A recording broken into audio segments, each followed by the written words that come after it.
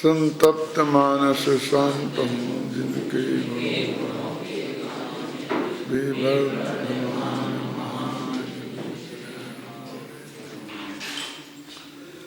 पुण्य पाप अधिकार की चर्चा आरंभ की थी।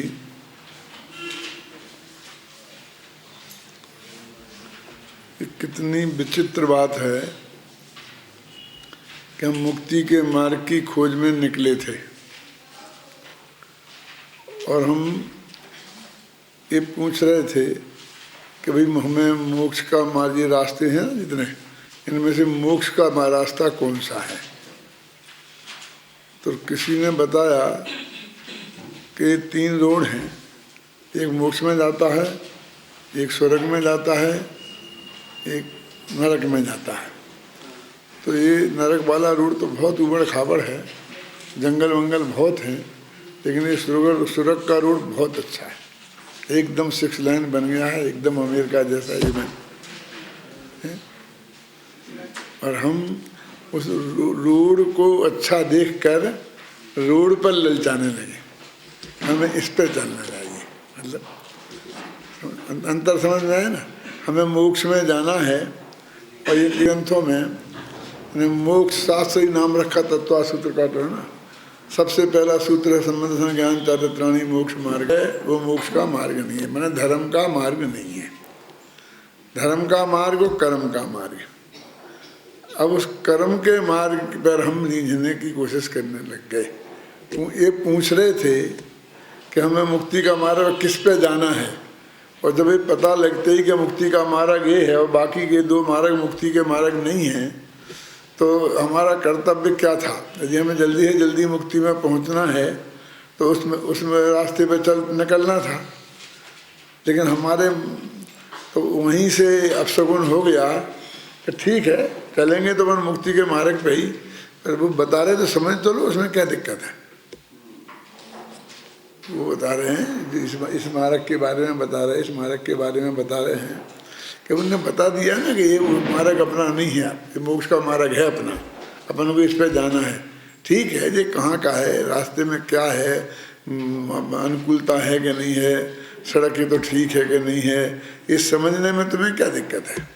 और जहाँ पहुँचेंगे वो जगह कैसी है, वहाँ सब ठहरने वहरने की बढ़िया व्यवस्था है कि नहीं है, कि नहीं इतनी बढ़िया है, इतनी बढ़िया है। तो ये हिसाब से सोच सोच करके हम क्या रास्ता बदल सकते हैं। अच्छा, हम अपने छाती पे हाथ रख करके विचार करें, हम सम्मेद शिखर जाते हैं यहाँ से, और सम्मेद शिखर में 13पंथी 20पंथी और श्वेतांबरों की कोठी 3 कोठियाँ हैं। और श्वेतांबरों की कोठी की व्यवस्था बहुत A1 है, और उसमें खाने पीने की व्यवस्था भी A1 है। क्या तो हम सचमुच जाकर वहाँ लुहा कर वहाँ ठहर नहीं जाते हैं? क्या दिक्कत है, ठहर, इसमें क्या दिक्कत है? मेरा मतलब ये है कि भाई तुम सम्मेद शिखर आए हो और ये तुम इस धर्म की मान्यता वाले धर्म करने आए हो, क्या अपने विचार से आए हो, तो तुम्हें साधर्मी भाई कहाँ मिलेंगे। मान लो कि वहाँ पर दिगंबर संत हैं, दिगंबर विद्वान होंगे, जो कुछ भी होगा दिगंबरत्व का जिसके लिए तुम आए हो वहीं मिलेगा ना।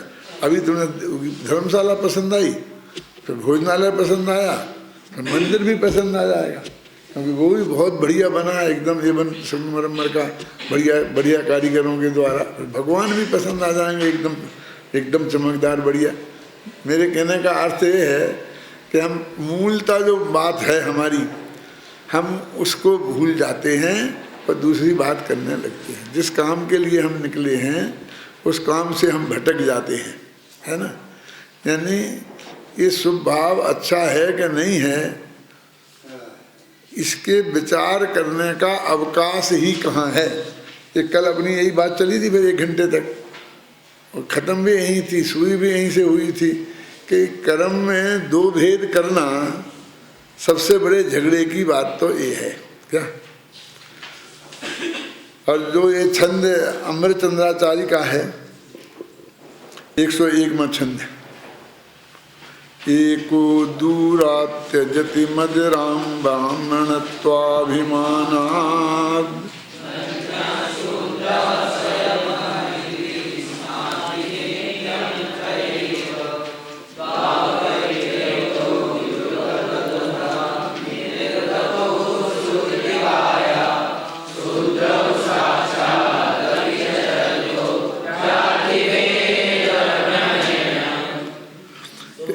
देखा शूद्र काया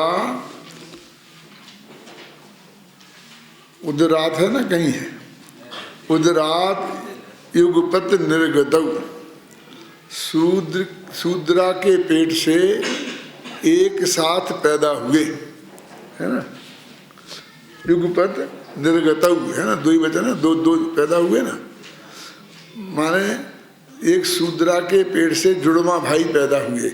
अपने हिंदी में तो जुड़वा शब्द का ही प्रयोग किया, संस्कृत में कोई ऐसा अच्छा शब्द नहीं मिला होगा उन्हें। पुण्य पाप भी कर्म जाति के जुड़वा भाई, है ना, तो इसके है ये शूद्र काया उदरात युगपत निर्गतौ, शूद्र का के पेट से दोनों ही एक साथ निकले, एक साथ पैदा हुए दोनों। अब एक जैसा समझ लो ना कि अस्पताल में दो पैदा हुए, वहीं पर एक ब्राह्मणी के भी बाल बच्चा पैदा होना था, तो वो मरा पैदा हुआ, तो पैदा होते ही मर गया।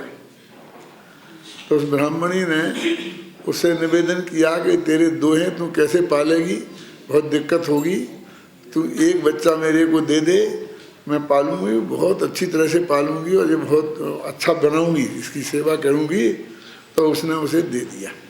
क्या, अब वो एक भाई ब्राह्मण के घर पला और एक भाई शूद्रा के घर पला, और उनको ये बात बच्चों को नहीं बताई गई। खैर उस बच्चे को तो बताने की बात ही क्या थी, जो शूद्रा के घर में पला है, लेकिन जो ब्राह्मण के घर में पला था उसको भी ये नहीं कहा गया कि तू शूद्रा का बेटा है, क्योंकि कोई क्यों कहेगा, उसके माँ बाप भी क्यों कहेंगे, क्योंकि वो तो ब्राह्मण तो ऊंचा कुल है ना। तो वो ब्राह्मण समझ के अब क्या कहते हैं कि ब्राह्मणों के कुल में मदिरा का सेवन नहीं होता है, तो वो मदिरा का सेवन नहीं करता है। क्यों नहीं करता है कि ब्राह्मणत्वाभिमानात्, कि मैं तो ब्राह्मण हूँ और हमारे कुल में तो इसको छूना भी पाप है। देखा है इसमें, दूरात् त्यजति मदिराम ब्राह्मणत्वाभिमानात्, ब्राह्मणत्व के अभिमान से एक ने मदिरा को दूर से भी हाथ छोड़ दिया है। और अन्य शूद्र अहम, और दूसरा बच्चा समझता मैं तो शूद्र हूँ, और अहम इति स्नाति नित्यम तैवे, माने वो मदिरा में ही नहाता है, माने खूब मदिरा का सेवन होता है उनके घर पर, क्योंकि हमारे यहाँ तो पी जाती है। आपने वो बच्चन की कविता देखी मधुशाला, वो मधुशाला जब लिखी गई थी तब तो लिखी गई थी, और उसके बाद भी वे समय समय पर उसमें छंद जोड़ते रहे। क्या, तो बहुत पुरानी बात है, करीब 45-50 साल पुरानी बात होगी, कि साथ विदिशा कॉलेज में दादा वो आए थे कवि सम्मेलन में, तो वहाँ हम भी मौजूद थे भाग्य से गर्मियों की छुट्टी में, और वहाँ पर उनकी कविताएं मधुशाला पर बोलने के लिए तो उन्हें बहुत लोग आग्रह करते ही थे ना, तो वो तो बहुत पढ़ी है, सब लोगों के हाथ में पहुँच गई है, सबने पढ़ी पढ़ाई है। तो उन्होंने कहा कुछ नई कविताएं सुनाऊंगा, मैं नहीं सुनाई, लेकिन बाद में लोगों के आग्रह से उनने कहा मैंने मधुशाला पर भी नए छंद लिखे हैं, वो सुनाता हूँ। उनमें एक छंद का भाव ये था, पंक्तियां तो मुझे याद नहीं है, कि भाई हमारे कुल में तो मदिरा खूब पी जाती है, और हम तो निरंतर इतनी पी है कि एक आध भव में नहीं पिए तो भी वो हमारे खून में उतना नशा है, इसका अर्थ है। वास्तव में वो मधुशाला कोई शराब की प्रशंसा में लिखी हुई किताब नहीं है, बल्कि वो व्यंग है।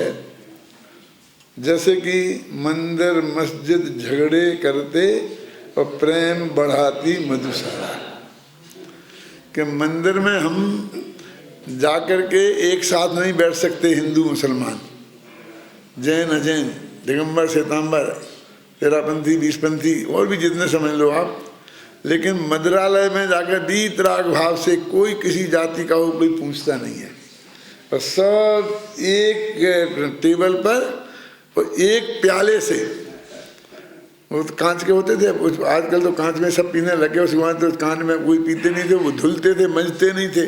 घर में बर्तन तो मंजते हैं ना अपने, तो उसको एक प्याले से ही पीना बोलते सब।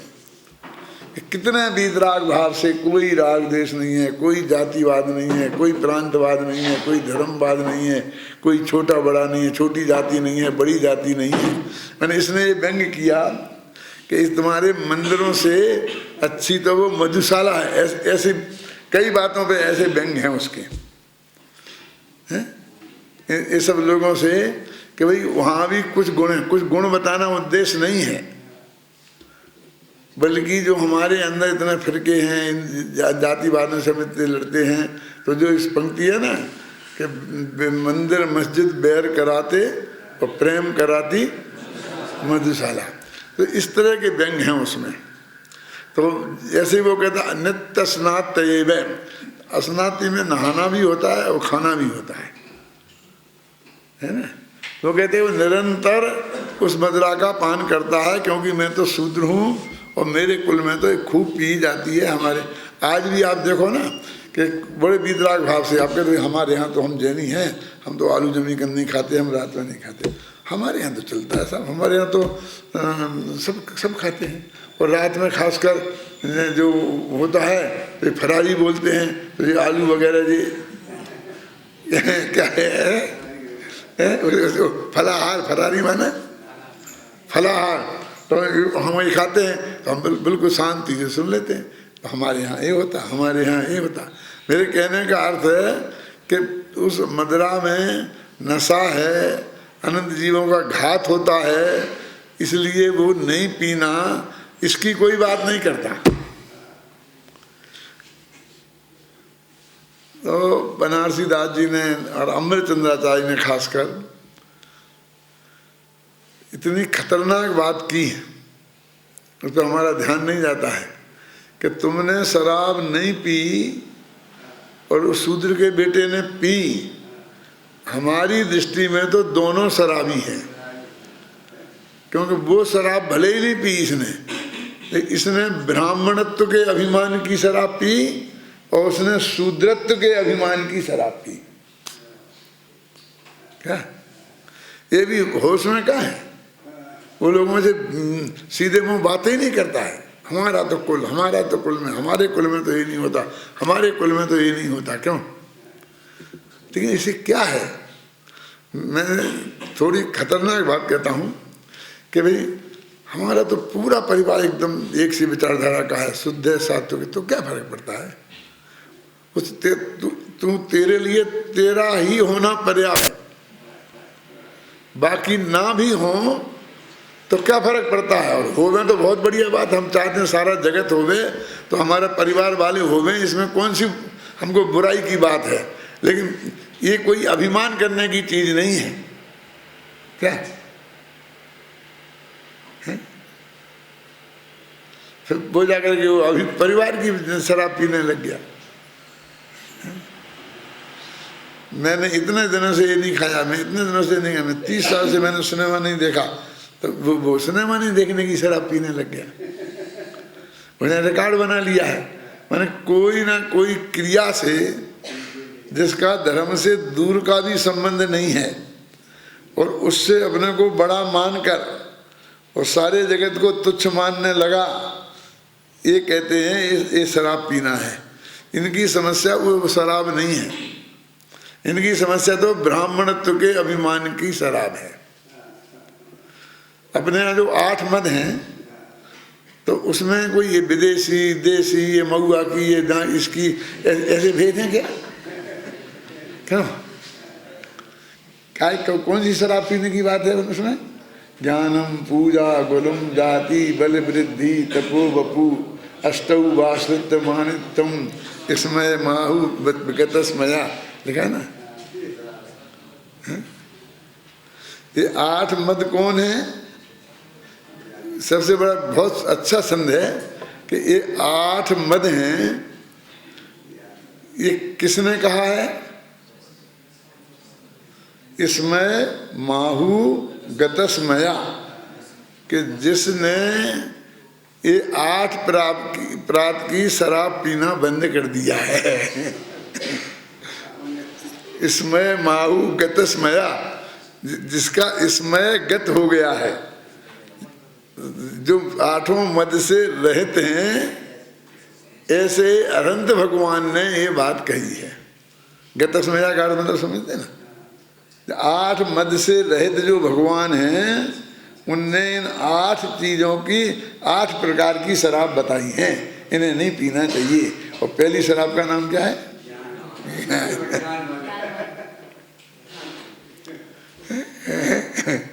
ज्ञानम जाति कुल। देखो जाति मद और कुल मद। मैं अपने पुराने विद्वानों की पकड़ की बात बताता हूँ। ये दौलत राम जी जो बहुत ही लौकिक दृष्टि से एक छीपा का काम करते थे। पहले साड़ियाँ जो आज ऐसी बनती नहीं थी, तो वो सफ़ेद ही कपड़ा होता था, उस पर ऐसे छाप छाप के रंगीन बना लेते थे, बना करके वो काम करते थे। और उन्होंने कुल मद को और जाति मद को एक नया रूप दिया। पिता भूप अरे मातुल्य नृपे जो हुए न तो माद भाने। अभी देखो, एक कुल मद को उन्होंने कहा पिता भूप, पिता राजा हो, तो उसका अभिमान करे तो ये कुल मद हुआ। यानी कुल मद को राजा का, बाप का राजा होने से कहा। और मामा उसको जाति मद कहा। मैं पूछता हूँ कैसे निकाला ये अर्थ? फिर मैं थोड़ी इसकी खराबी भी बताऊंगा, घबराना नहीं, पहले पूर्ण बताऊँ। यानी राजा मामा हो तो जाति मद क्यों, और पिता राजा हो तो कुल मद क्यों? सोचो, बोल। सर्वज्ञ, सोचते सर्वज्ञ भाई हैं क्यों? ये उस समय की जाति व्यवस्था को भी बताता है। हमारा कुल जो पिता का कुल होता है वही कहलाता था। इसका सीधा उल्टा कहें तो ऐसा कह सकते हैं कि हमारा पिता हम जिस कुल में हैं उसी कुल का होगा, दूसरा नहीं, दूसरे कुल वाला नहीं हो सकता। और मामा उस कुल वाला गारंटी से नहीं होगा। बताते हैं ना, गोत्र बताते हैं ना, समझे ना, मामा नहीं होगा। तो मामा पहले क्या होता, शादियाँ गोत्र में नहीं होती थी, कुल में नहीं होती थी, और जाति के बाहर भी नहीं होती थी। तो मामा हमारी जाति का तो होगा लेकिन कुल का नहीं होगा, कुल के बाहर का होगा और जाति के भीतर का होगा। तो इसलिए मामा हो तो उसे जाति मत कहा। अंतर समझ में? ये दौलत राम का कमाल था, क्योंकि इसके पहले ऐसा प्रयोग कहीं नहीं देखा गया। सबसे पहले उसमें ही मिलता है। बहुत सी बातें ऐसी हैं आप मान नहीं सकते।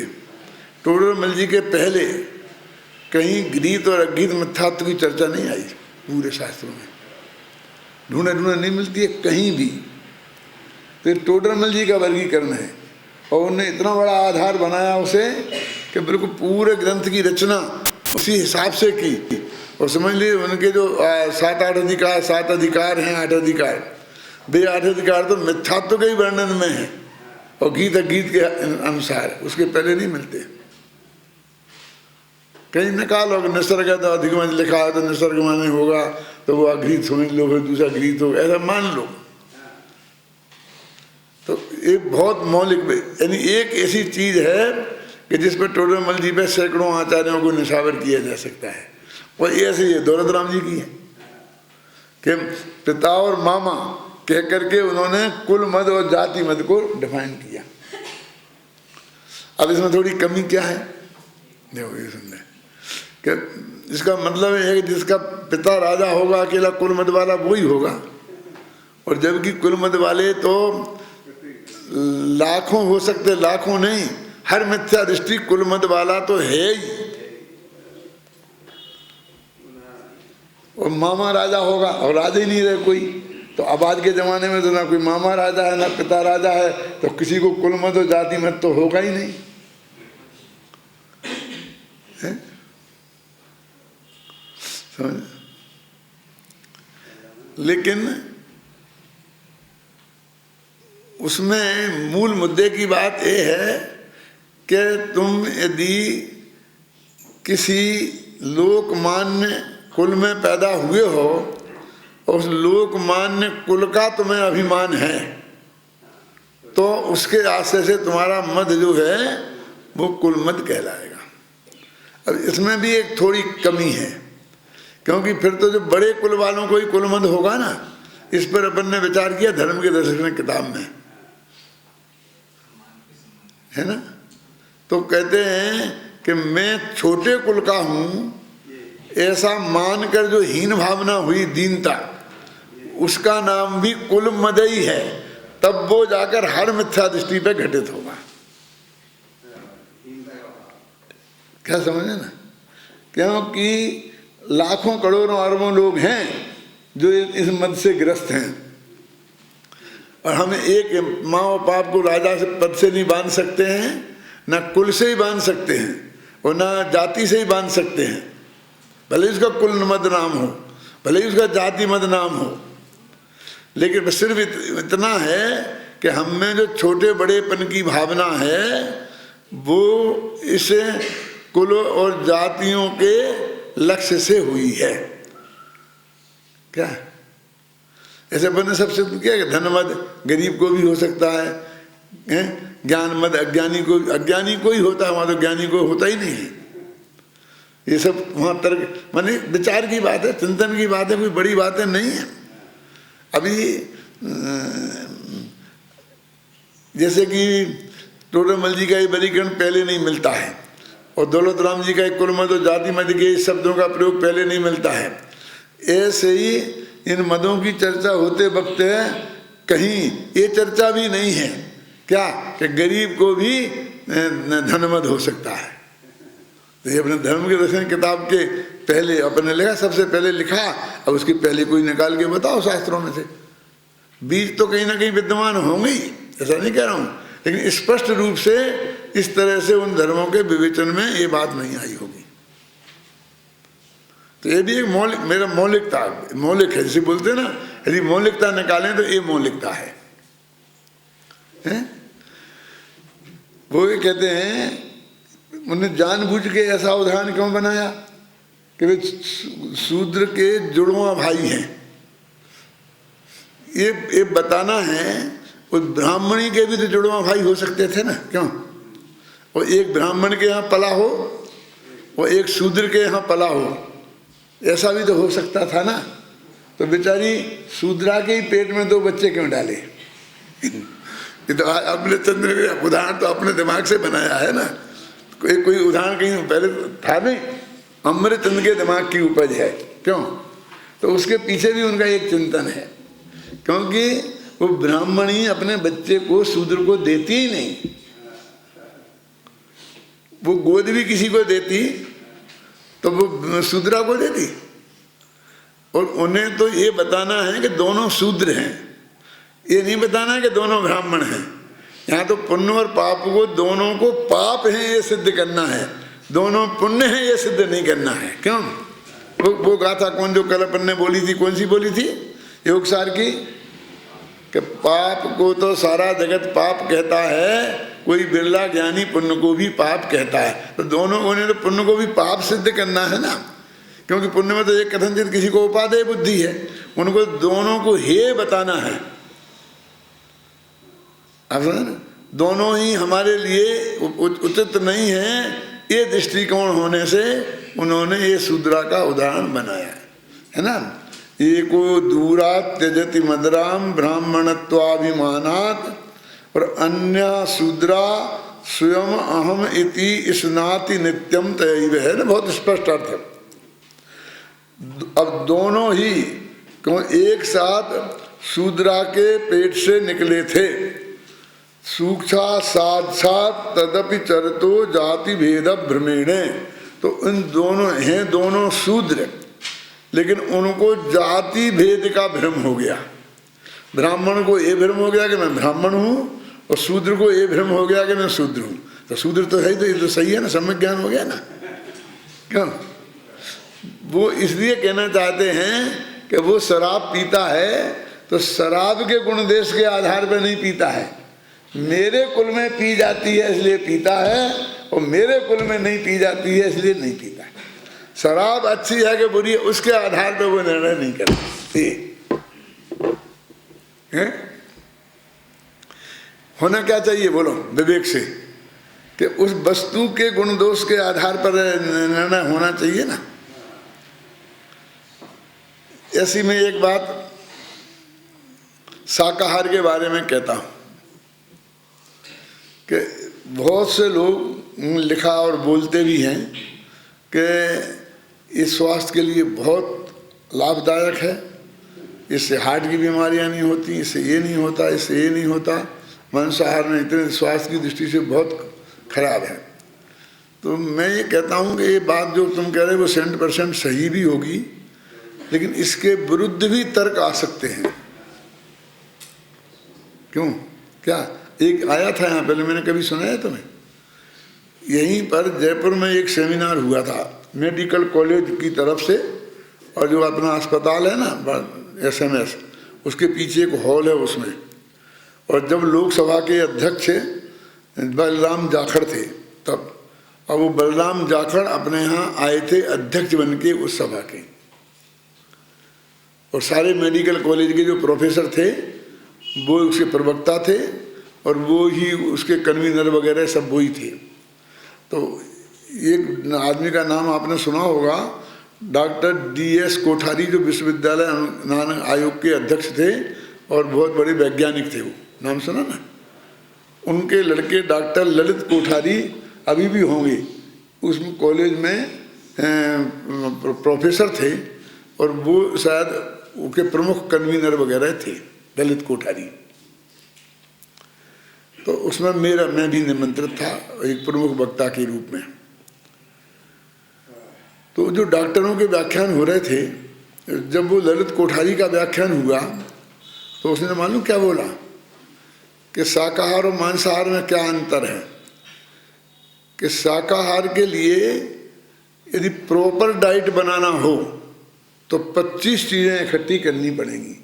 विटामिन C के लिए आंवला लाओ, विटामिन D के लिए कोई दूसरी चीज़ दूध पियो, विटामिन A के लिए फलानी चीज़, D के लिए ये, जितने मिनरल्स हैं विटामिन हैं, सब चीज़ों के लिए 25 चीज़ें इकट्ठी करनी पड़ेंगी, तब प्रॉपर डाइट बनेगी।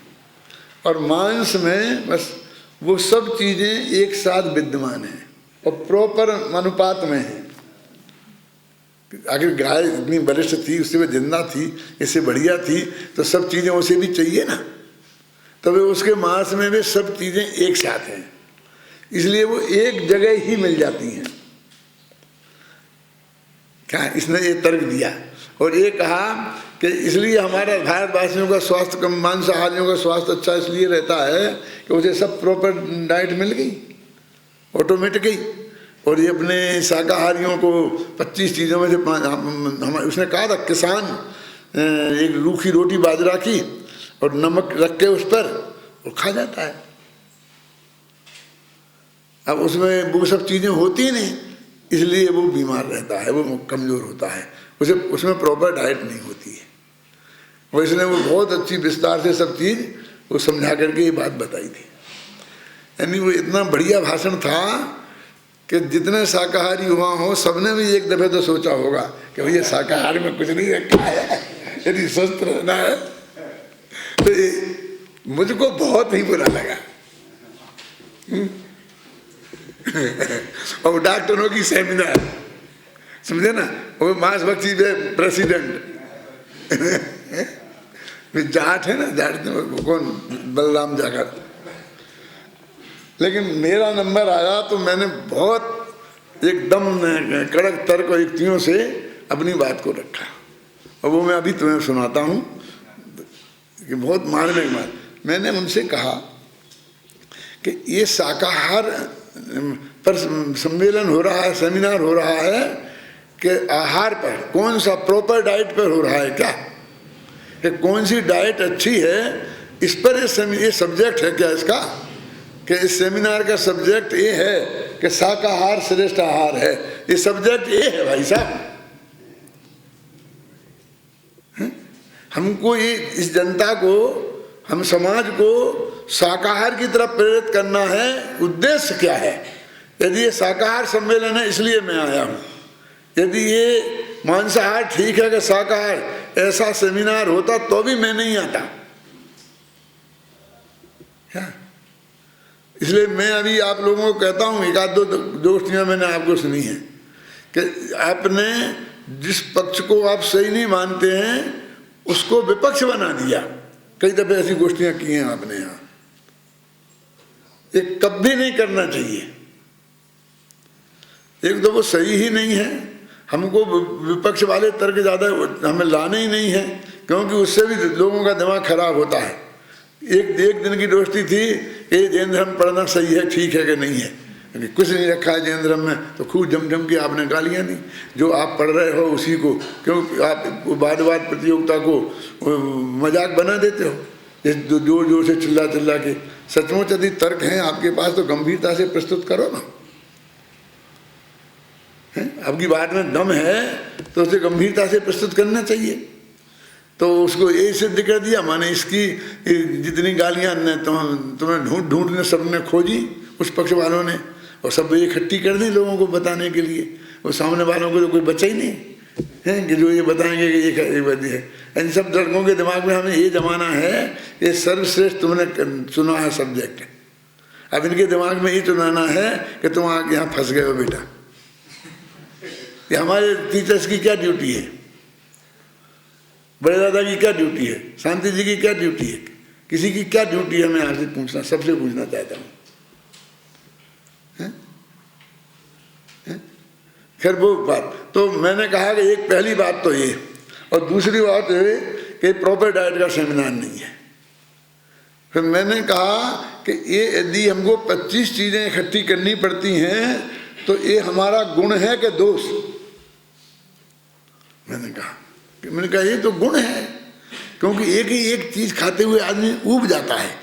हमें जी कल मूंग की दाल बनी थी, आज भी मूंग की दाल कर सकते, क्या दिन खा सकते हो मूंग की दाल? बोलो, रोजीना दाल बदलना, रोजीना साग बदलना, हमको बदलना पड़ता है ना, रोजीना पूरी पकवान बदलना, कभी कुछ।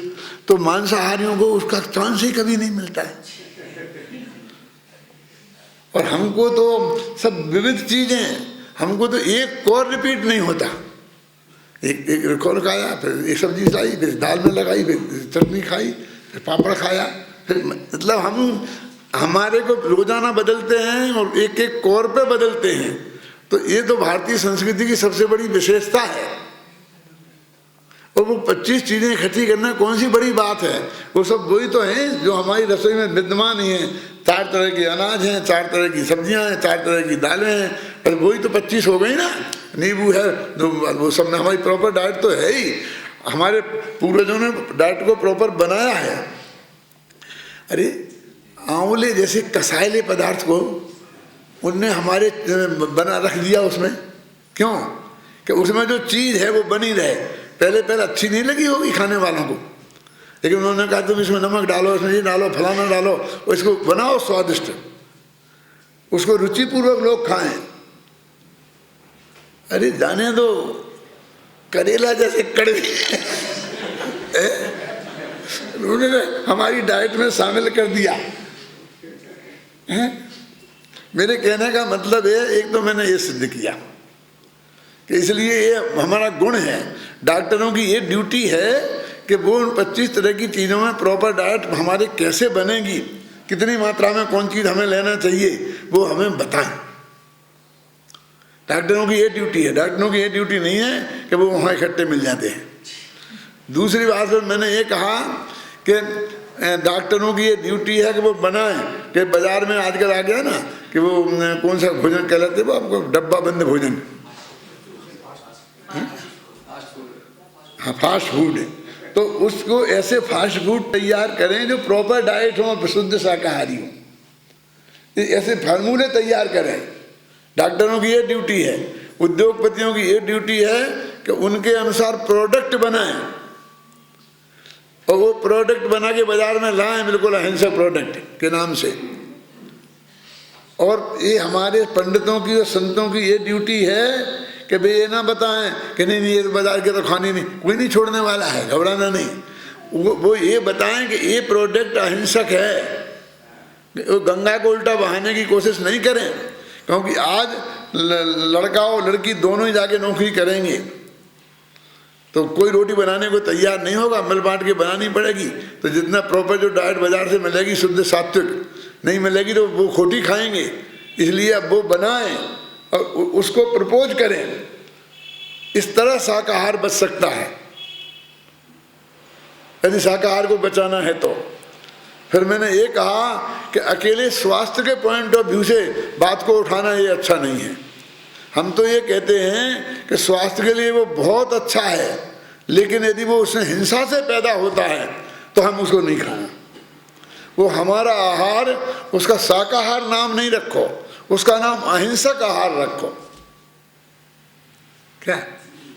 क्योंकि फिर यही तर्क हमें खा जाएगा कि वो सिद्ध कर देंगे वैज्ञानिक कि मांस में ज़्यादा प्रोटीन है, ज़्यादा ये है, फलाना ये है, और फिर हमको यहाँ से वो आदमी जो शाकाहारी स्वास्थ्य की वजह से बना था उसे मांसाहारी बनते 1 मिनट नहीं लगेगा। लेकिन वो अहिंसा के आधार पर यदि इसको अपनाएगा, अहिंसा के आधार पर अपनाएगा तो फिर कभी भ्रष्ट नहीं होगा। इसलिए इसे सबसे ज़्यादा अहिंसा का आधार देना चाहिए। वो सहयोगी के रूप में आप स्वास्थ्य की बात कर सकते हो क्या? क्योंकि अकेले अहिंसा के आधार पर लोग मानेंगे नहीं, इसलिए सहयोगी के रूप में स्वास्थ्य की बात करो, लेकिन हमको मेन आधार तो अहिंसक ही बनाना चाहिए। क्यों? कल ऐसा हो जाएगा कोई आदमी ये सिद्ध कर देगा कि वो गाय का जो मांस खाते हैं उससे ज़्यादा वो प्रॉपर डाइट जो है वो मनुष्य के मांस में है, क्योंकि हम मनुष्य हैं तो हमें वैसे ही चाहिए जो मनुष्य के मांस में है। वो गाय जैसे मांस में है वो हमें थोड़ी अनुकूल हो, तो गाय के लिए अनुकूल है, तो फिर हम मनुष्य का खाने लगेंगे। फिर और वैज्ञानिक आएंगे तो वो कहेंगे जो दूसरी जाति के मनुष्य हैं वो मद्रासी बंगाली वाले का काम नहीं आएगा। मद्रासी को मद्रासी आदमी के मांस में वो मिलेगा। फिर कहेंगे उसे परिवार उसी जाति वाले जैनी को जैनी का मांस खाएंगे तो उसे प्रॉपर डाइट मिलेगी। फिर अपने घर का परिवार का क्या करोगे? मेरा मतलब समझे ना? ये सब बातें मैंने उस वक्त कही और सब ऐसे कान लगा के होचक्के हुए, माफी मांगी बाद में। वो डॉक्टर ने तो मेरे घर पे आके भी माफी मांगी थी कि नहीं सारी गलती होगी। हम अहिंसा के, हमारा जैनियों का आहार अहिंसक आहार है। ऐसे एक दफे जो है ना RSS वाले, तो इन्होंने ईंटें रवाना की थी कहाँ, महावीर जी से। एक वो निकाला था यात्रा, तो मुझे भी बुलाया था उसमें, और उसमें रितंभरा भी थी। रितंभरा का नाम सुना शायद जी। और वे गुमानमल जी लोढ़ा भी थे, भारतीय जनता पार्टी के नेता, बड़े बड़े लोग। तो वहाँ भी मैंने ये कहा था कि आप गो हत्या की बात बहुत करते थे, तो मैंने कहा अहिंसक वोट बैंक तैयार करो आप, और उसका नाम अहिंसक वोट बैंक दो। अकेली गाय की हत्या की बात नहीं, क्या बकरी को की हत्या होने देना चाहिए? ये एक गाय का ज़्यादा होता है, इसलिए हम गाय की बात करें, बहुत बढ़िया बात है।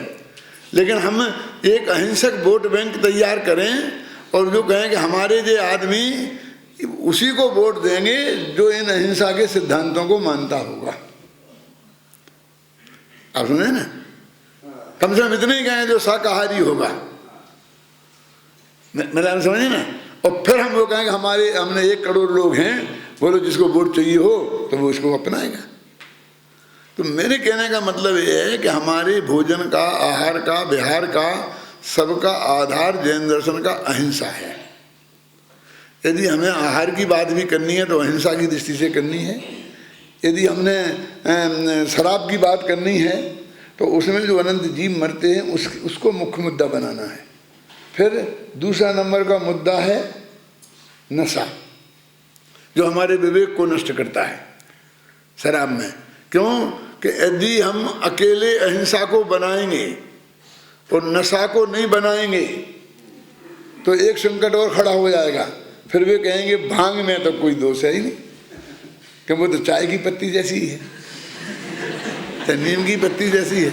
मैंने भांग तो ये पेड़ है, पौधा है, और उसकी पत्ती है, तो उसमें तो जितनी चाय में दोष है जितना नीम की पत्ती आप लाते हो, कोई भी समझ लो मेथी की भाजी खाते हो, कि जो भी अहिंसक जो चीज़ लेते हो ऐसा ही दोष है, फिर ये संकट खड़ा हो जाएगा। तो हमने पहला मुद्दा कौन सा? अहिंसक, और दूसरा मुद्दा कौन सा? नशाकारक। इसलिए भांग से शराब ज़्यादा खतरनाक है। अंतर समझ में आया ना? फिर और हमारे यहाँ विक्स लिए, नशाकारक लिए, फिर पहले हिंसक लिया, फिर नशाकारक लिया, फिर बाद में अनिष्ट भी लिया, जो आपके स्वास्थ्य के लिए अनुकूल नहीं है, उसको भी लिया कि नहीं लिया। तो मेरे कहने का मतलब ये है कि हमारा हर कदम अत्यंत विवेक सम्मत होना चाहिए, उसके पीछे जो वो तर्क मजबूत होना चाहिए। हम वो दूसरी चीज़ को हम इनकार नहीं करें, लेकिन हम उस चीज़ को अहिंसा वाले पॉइंट को मुख्य रखें हम हमारे आचरण में, तो हमारी चीज़ वास्तविक मजबूती होगी। यहाँ पर भी जो इन्होंने कहा ना, शूद्रा का उदाहरण दिया कि दोनों शूद्रा के बेटे थे, दोनों कर्म जाति के हैं। अब एक ब्राह्मण बन बैठा क्योंकि ब्राह्मण के यहाँ पला था।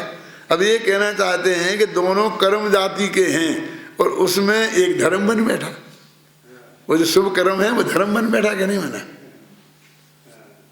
क्या था? तो इसको मैं ऐसा उदाहरण देता हूँ कि एक व्यक्ति था जिसका नाम था करमचंद, समझ लो गोत्र उसका कर्म था। अब उसके दो बेटे हुए, तो उसने एक बेटे का नाम रखा करमचंद और दूसरे बेटे का नाम रख दिया धर्मचंद। अब मैं पूछता हूँ वे दोनों करमचंद हैं कि धर्मचंद?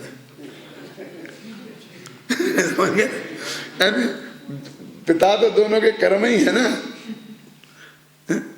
शुभ कर्म और अशुभ कर्म, तो दोनों का तो कर्म पिता है ना, लेकिन इसने धर्म नाम रख लिया, इसलिए लोगों को भ्रम हो गया। लिखा ना कि भ्रम लिखा ना, जाति भेद भ्रमेण, जाति भेद के भ्रम से हैं।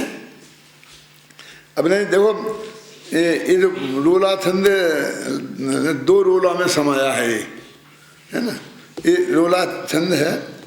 दोनों जो कितना सरल है, जो बात आपसे कही जा रही है उसका जो पद्यानुवाद है उसमें कितनी साफ होती जाती है बात। दोनों जन में एक साथ शूद्रा के घर में,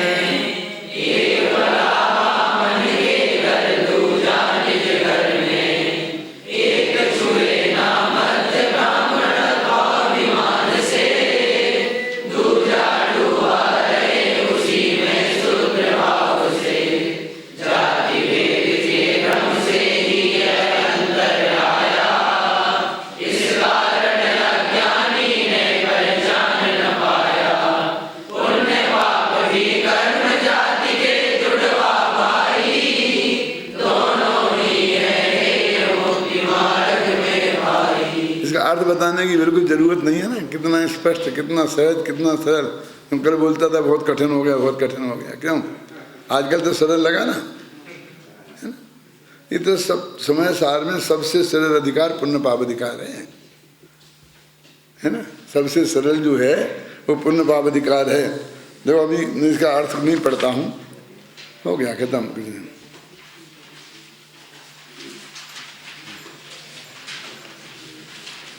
अब ये तो उत्थान का के कलश थे, अब कल मूल गाथा शुरू होगी 145वीं गाथा।